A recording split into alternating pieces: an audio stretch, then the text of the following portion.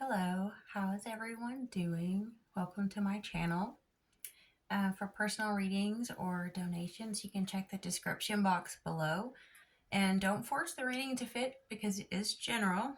And so take what you know resonates with you, and you can always use your intuition to fill in gaps that don't quite work. Sometimes we say things that we don't understand, and yet somehow you interpret it perfectly, right? When I was pre-shuffling, I had written some things down. Then this card came out and made a lot of sense. They collab to keep you down. They need you to need them. And this one, it says you're already doing it. Stop overthinking it and face your true north. And this is the Druid Animal Oracle card for the goose. And it represents like the commitment not only to a partner, but to taking care of your home and making sure that everyone in your immediate environment is taken care of, protected, nurtured, all of those wonderful things. I will say that some of the things I wrote down before I started, it seemed like you have to make a choice. Like it's almost like you're at like a crossroads, and you probably need to focus on the types of words and thoughts that are healing, because there's someone or something trying to put thoughts in your head. And it sounded like a masculine voice, but for you, it could be different. And it kind of was like this energy of like, you're crazy, right? And so the very ones that try to convince you that there's something wrong with you, to doubt in yourself, because you need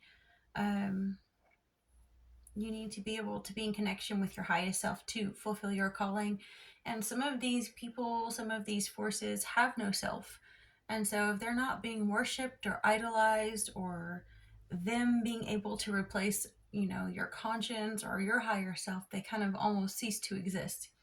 And there's people that have taken these sorts of forms in our lives. Very destructive people, groups of people. And I do feel like there is someone that wants to try so hard to remind you how much you loved them at one time. And what they don't understand is that it's a no. Is that you crave stability now more than anything you had with them. Awakening. The kind of love that you had when you were with them was too erratic, or it was too it was very unstable. When I say unstable, I mean, think of like how dangerous certain things that are unstable are, like a bomb, right? Age of Light. You've been training for this for lifetimes. And Leap. You go first, the universe will catch you. Let's see. No, an awakening. Okay, so I do feel like for you to keep awakening, you have to say no to things that you know are unstable, that you know are bringing storms and destruction and deliberately sabotaging your future. Also, if you are, and I know I had picked up on this too, if you are in a place where you feel vulnerable, or let's say there's other people that seem to have positions of power over you, and this is just human nature, but whether it's parents or partners or exes or bosses or government, any kind of authority, they have the tendency to think that they are better than you, or they're better at manifesting than you, or that they deserve, or that, the fates have declared that they are the winner of the chess game somehow, right? But many times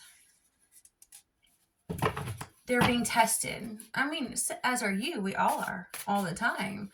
The forces behind the scenes are even being tested. There are so many spirits and forces that think that they're above being tested, but nothing is above our hearts being tested.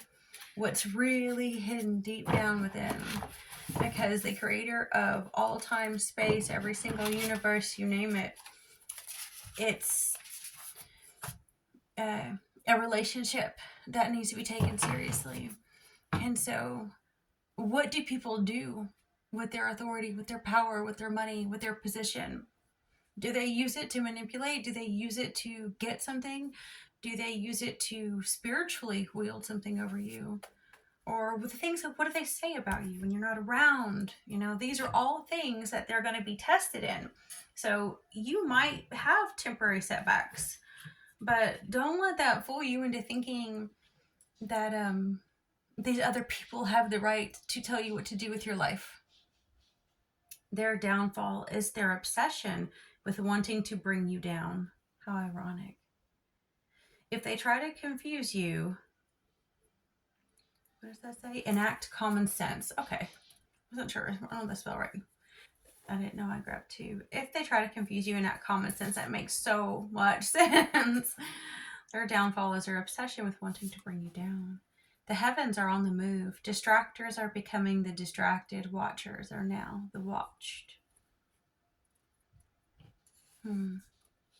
They are doing everything in their power to entrap you into creating a negative, horrible future for yourself. Simply say no thank you and walk in peace, trust, and harmony.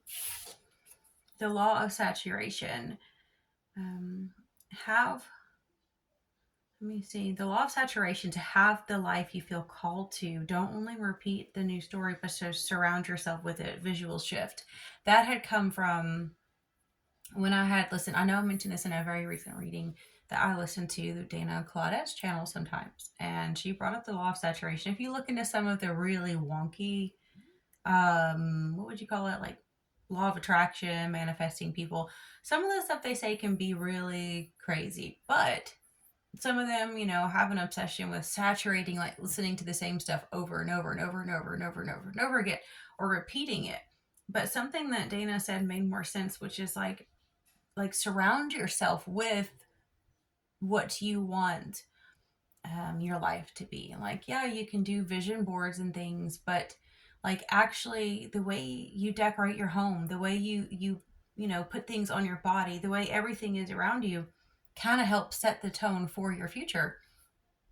And so I feel like they really are hyper fixating on having control over you. That is what it was that I had picked up on before the reading. Sorry, I'm trying not to shake the table. Was that like they might be quote unquote manifesting temporarily you having blocks or setbacks or problems, and they feel like they're a master manifester because of that. But nobody's supposed to be manifesting for someone else, are they? It's only for yourself. So um because we all have autonomy, we all have our own life, and so they think they're winning temporarily. That's it. That's all that it is. But look, the problem is the solution. The permaculture principle. View perceived obstacles as valuable resources and integrate them into your design. This can work in so many areas of your life. That's why I love permaculture. So, start to make sure that your life, what you put around you, it's not just, I really do not like the manifesting crowd that wants to manifest a Mercedes in a mansion. It's completely detached from reality and from what is right and for the highest good. Are you even considering the environmental impact in the earth and our transition into a true balance on this planet or not? But I do feel like those who have the right mindset, your calling. You know in your heart of hearts where you're meant to go. So, and even if you don't know the exact path or the exact destination, you know what makes your heart sing. You know what your soul is designed to do.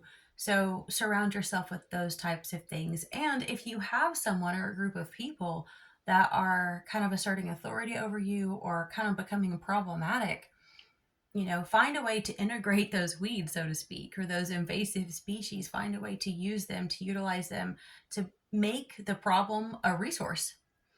Let's see. When the divine tells you to move in silence, it causes your abusers to judge you.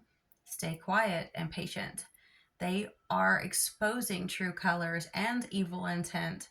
Their wicked soul will now be judged to the fullest extent of eternal law and drink the full cup of wrath. It's pretty intense reading. Like, I don't know, some of the things I'm seeing, you know what I mean? I think this is a time of reckoning. I think it's a time where you're becoming you. I think many of us are going through this where as we become what we're meant to become, the things around us that are using their energy to focus on everyone they see as beneath them, like, I don't know, it's like I was thinking of like that image of weeds, you know, like say you're an overgrown vine or some type of weed and you're so busy trying to take over everything around you that you didn't even focus on your roots. So you didn't notice that your roots were shallow. So you're growing over all the fences and you're taking over all the plants and you're suffocating them and you're killing a lot of your opposition, but you have no roots. So the first storm, the first flood, the first drought, and you're gone. It's kind of what I feel like is happening. Let's see what we have here. We have one of scrolls on track, the divine physician, and the initiation. Okay.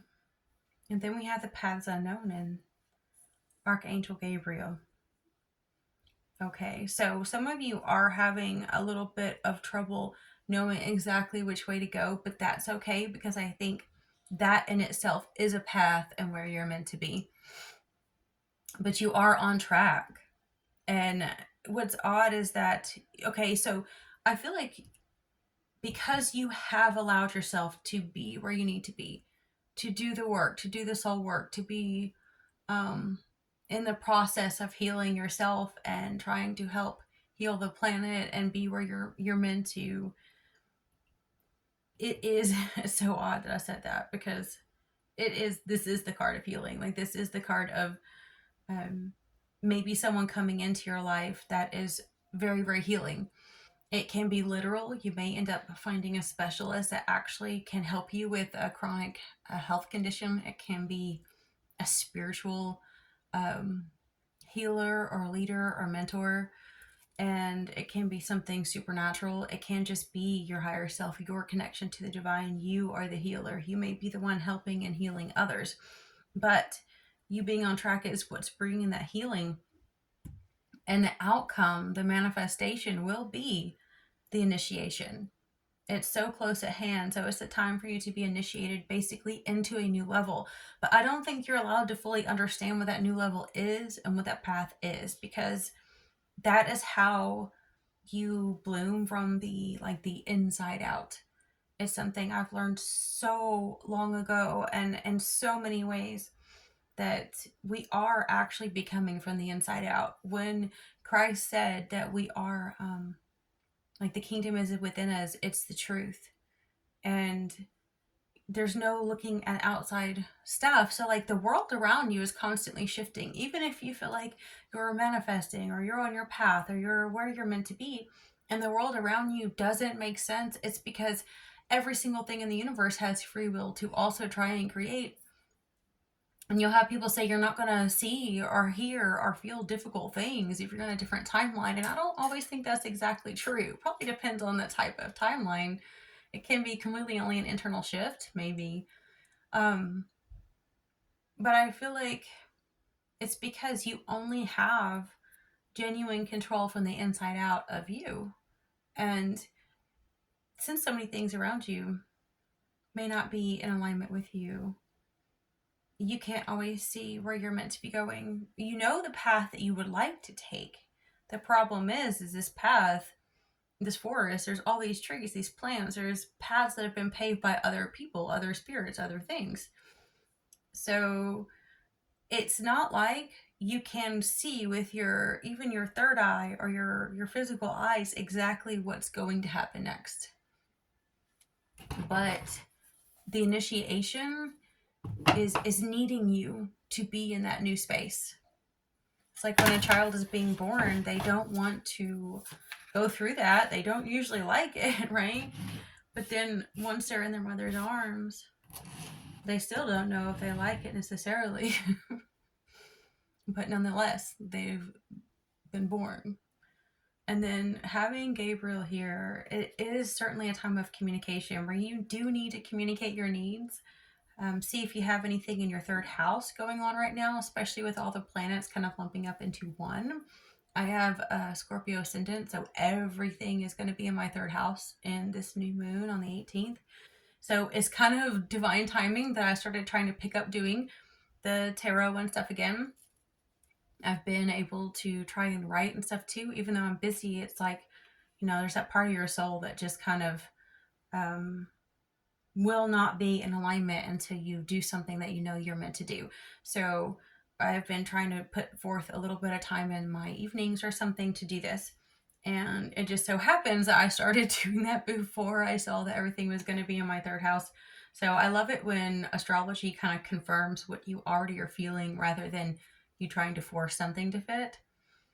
Uh, some of you might actually be getting communication. You might actually be getting divine downloads. Also, help. Like, the archangel type energy is one of help that speaks up for you as well. Like, if you don't know how to speak up for yourself, or you're not sure, how to speak up for your needs, maybe someone is going to do that for you.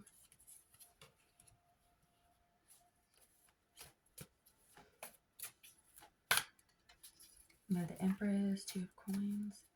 And she's staring at the Two of Coins. Again, it seems like so much about decision. I think I had that one of my last readings about like being in between two worlds, and it's strange because in the pre-shuffle I got that one reversed where someone had like made the decision. And having the Ace of Coins reverse, it does tell me that lack of funding, lack of resources, lack of a foundation in the physical realm might be part of the determining factor in your future vision with the Three of Wands there.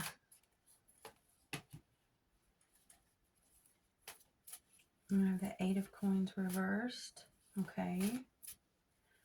So you may be overcoming, let's say, a bad reputation or a bad string of jobs or people that have, shit on your name, or it could also be bad things that have been done to you, like say bad work, literally, like say a dentist or a surgeon did something really bad that messed up your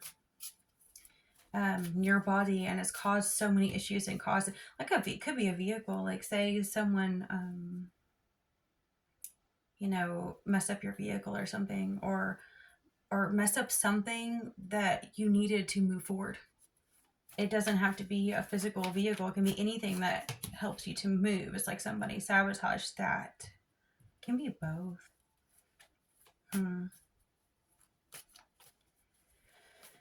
Okay. Oh, that one fell. Where'd you go? It's another 4, because that was a 4 there. So we have the 4 of Swords reversed. I'm going to wrap things up here.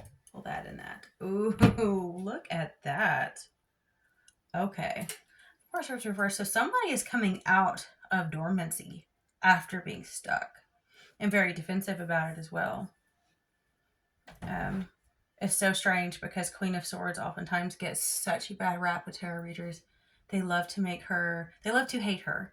And she's one of my favorites, especially in this deck, because she looks so fierce. She's like someone you don't want to fuck with. And you need that mother bear energy to survive in a world that doesn't take divine feminine seriously until you pull out the sword. Until you sting.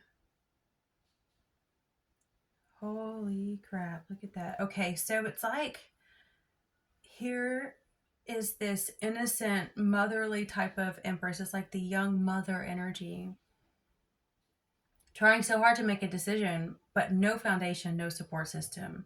So they're building the vision, they're building their future. They see the future that they need, but something keeps on sabotaging it, whether it's literally destroying your reputation or it's like throwing roadblocks in the way. It could be actually black magic and curses. And I know I'd heard this from someone, and it's very, very true for anyone to assume that no one does bad magic, like dark magic and evil magic. Like that is a really, really dangerous assumption to make.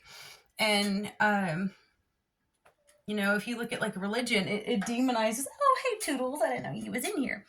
Religion wants to demonize all quote unquote witchcraft, but most of that used to just be considered medicine and healing, literally. Like holistic healers implemented both spiritual and physical. Like if you used herbs, it would have spiritual and physical uses, right?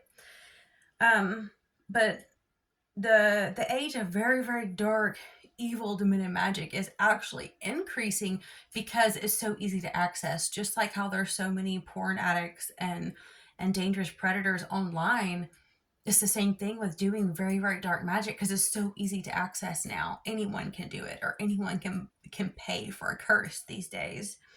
And so, like, unwarranted, and even though undeserved curse should not land, energy goes in the path of least resistance. So it still does throw roadblocks in the way. It still does put nails in tires. It doesn't mean it will stop you, but something wants to slow you down. The thing is that it looks like after so many attempts, let's say 4 attempts, could even be the 8, could be 4 to 8 years, who knows?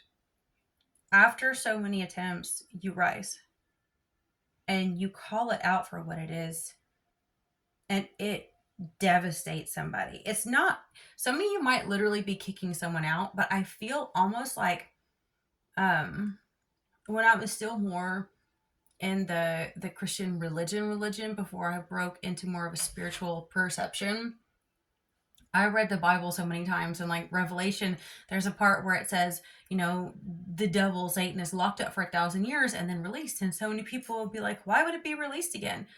And the interpretation I came up with very, very young, when I was still a teenager, was, well, because if you were to take evil off the planet and actually let the planet thrive without constant demonic dark influence, it would be so beautiful and so abundant and so precious that when Satan's released and he sees how good things are without him, he condemns himself.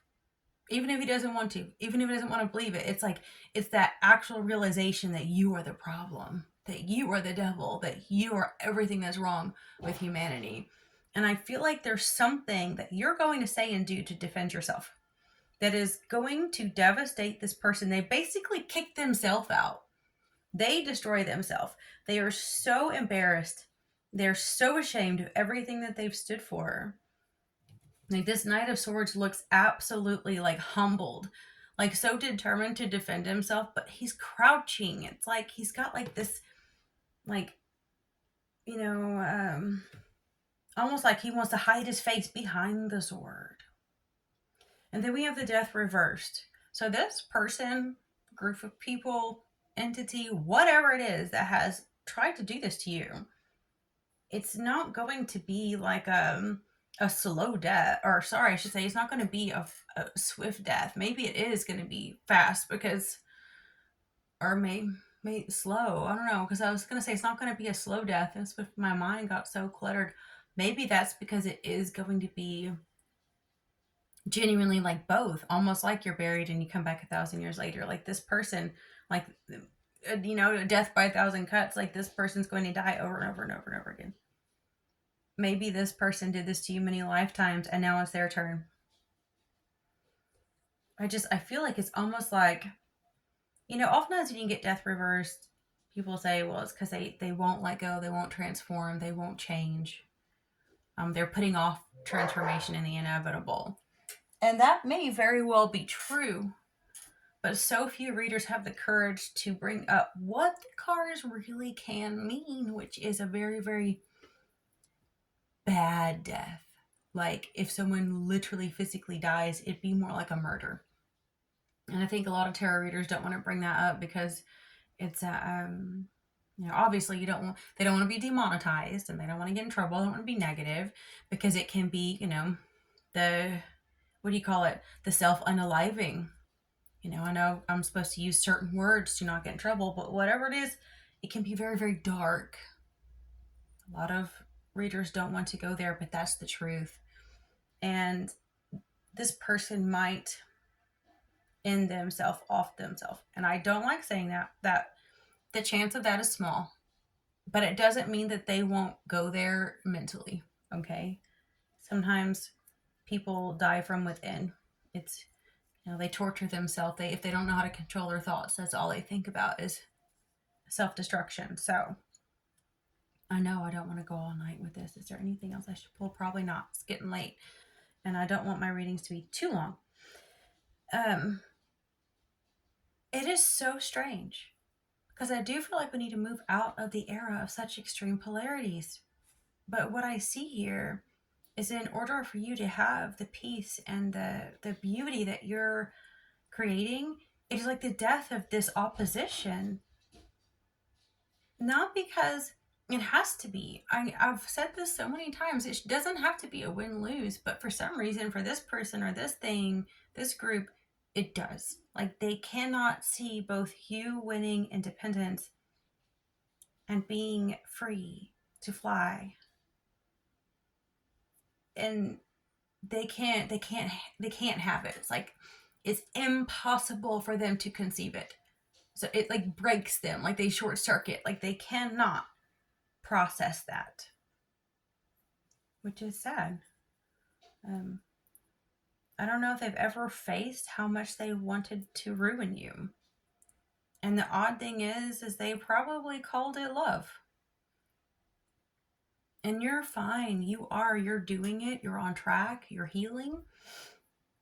This reading is probably a massive confirmation and probably to understand how much damage this person is doing to themselves. And even if you already know that, I feel like there are certain things or certain words that you needed to hear to fully understand how self-destructive this person is and the links they're willing to go to. That was Six of Cups reversed. There's something. I think I picked this up in a recent reading. I'm not sure what it was, but I do want to wrap things up. I do feel there's a secret. There's something that's eating them alive, that they're trying to cover up. That happened a very long time ago, and they would rather die than the truth get out. So that's all I'm going to say. I hope you guys have a blessed night, day, whenever you watch this, and make sure that you honor yourself and be proud of yourself for being on track, because you healing yourself can heal the planet like one individual soul at a time. Talk to you next time.